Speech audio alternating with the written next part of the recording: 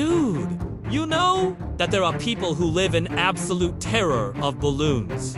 It's called Ligyrophobia, the fear of loud noises. And no, it's not just being jumpy. For some people, the sound of fireworks, gunshots, or even a balloon popping can cause full-blown panic attacks. Imagine walking into a birthday party and seeing a balloon like it's a ticking time bomb. Meanwhile, the rest of us are out here treating fireworks like free Netflix in the sky. So yeah, if you hate balloons, it's not just you being dramatic. You might have Ligyrophobia. Smash that like button and subscribe for more insane facts. Share this with your friends and ask them.